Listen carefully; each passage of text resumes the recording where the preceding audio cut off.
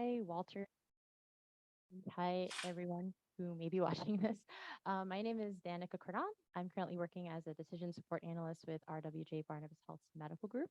And I actually just completed the 6 week peer leadership program with a Dutch mentor as part of RWJ BH's first cohort.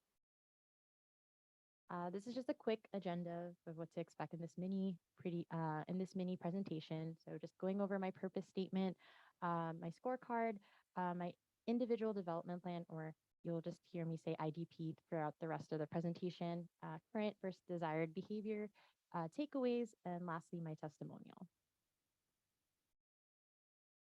So just want to quickly draw your attention to the center of the slide. So this would be my personal logo, or I think this just represents me this is what I think represents me. So it's just essentially my hands, and my heart. So I like to think of it as I like to kind of give a little piece of me into everything that I do. So that is the logo that I created. So I just wanted to answer, why do I want to be a future leader in healthcare project management or process improvement? Storytelling can provide meaningful information to communities or individuals in need. An example of an individual in need was my paternal grandmother. So during her 5 year battle with metastatic breast cancer, she refused treatment whenever she was admitted to the hospital, despite being encouraged and educated by her family and the care team. So if my grandmother was open to learning more information related to the benefits of maintaining one's health and well-being, her overall health and her relationship with healthcare providers could have improved. As a future leader in project management or process improvement, I aspire to use effective storytelling strategies like data analytics to enhance the relationships between healthcare organizations and the communities they serve. So here is my scorecard. So the last 6 weeks, I tracked a few of my daily habits and behaviors based on five main categories: personal Zen, IDP, confident humility, be responsible, and be motivating. So for personal Zen, the measures that I focused on were exercising 3 times a week for 30 minutes, refilling my water flask 5 times a day, journaling for 10 minutes 5 times a week, and reading at least 10 minutes per day.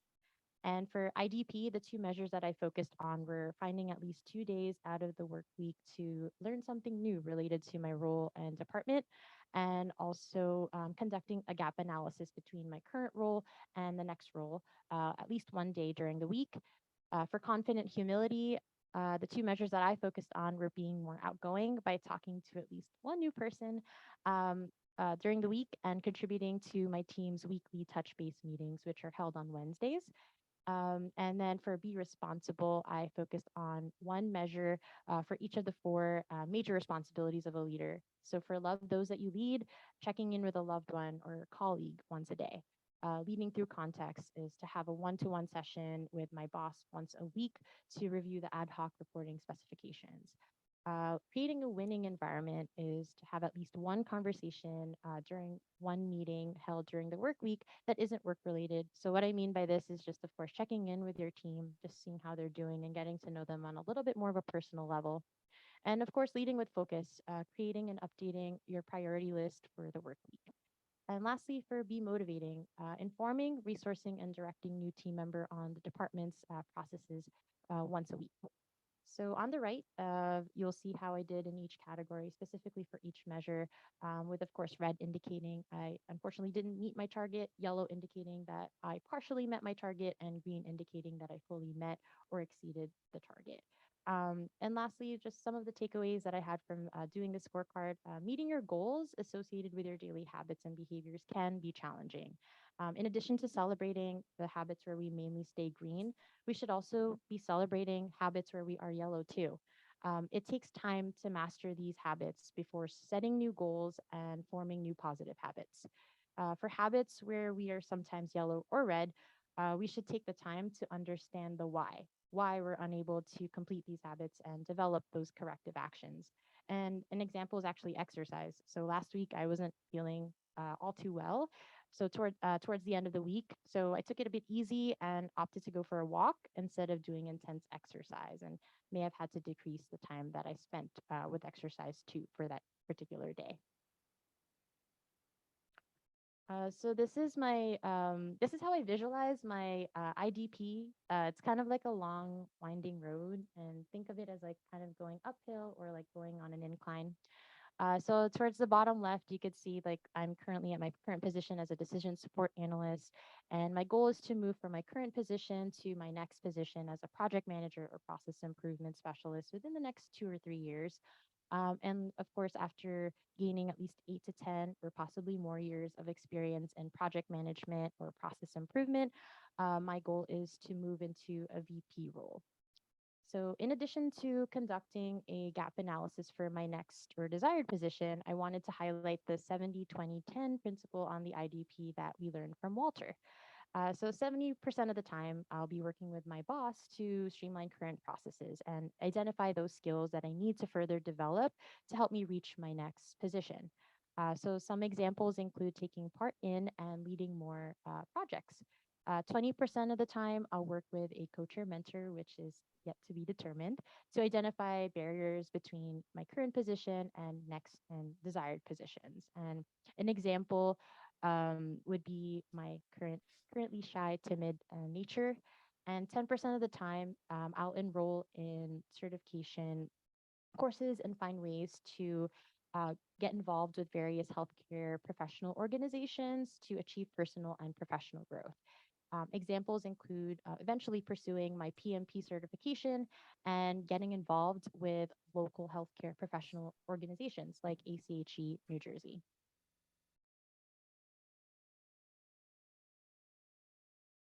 So these are my current behaviors and desired behaviors. During the program, we were asked to complete a 360 assertive feedback survey, and additionally, we were asked to send the survey to other people. On the left side, these are the current behaviors that I identified as barriers to and opportunities for success. And some of my colleagues have actually agreed with the first two current behaviors that I listed here. And on the right are some of the desired behaviors that I'm working on to eliminate or minimize the barriers to success. So just going to quickly highlight the my three current behaviors. So first is my shy and timid nature, and how I am my desired behavior to be more outgoing is to through networking. I've been attending some networking events virtually and in person, but unfortunately due to the pandemic and also sometimes with the scheduling, it may be difficult. But my goal moving forward is to attend as many networking events as possible, whether they're virtual or in person. Not being as assertive. So I take that as what I want to do to improve that is by speaking up more during meetings. An example that I previously mentioned was the weekly touch base meetings that I have with my team, but just in any environment where I can contribute something, even just like something small, like a question. I am motivated to try and speak up. And lastly, my limited knowledge of data analytics tools. So in my current position, I'm mostly working with Excel, and I want to learn more. I want to be able to be more comfortable with other data analytics tools that are available, such as Tableau and SQL. And actually, as you see here, I would like to take more in certifications and courses.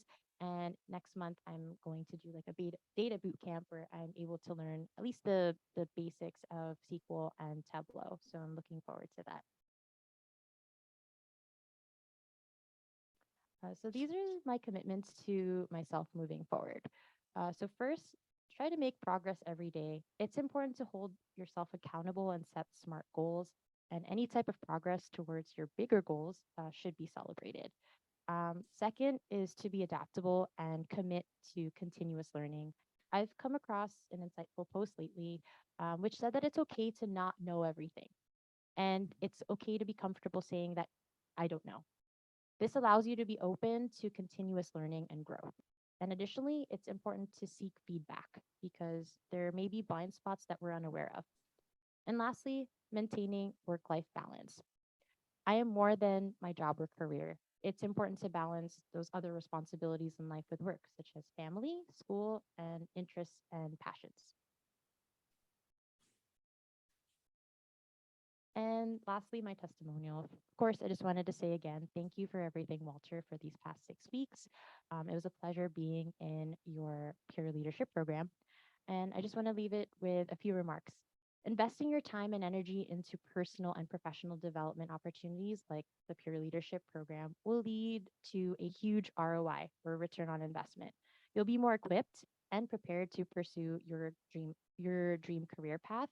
And as an introvert and early careerist that is experiencing some imposter syndrome, I am glad that I pushed myself out of my comfort zone and participated in this 6 week mentorship program.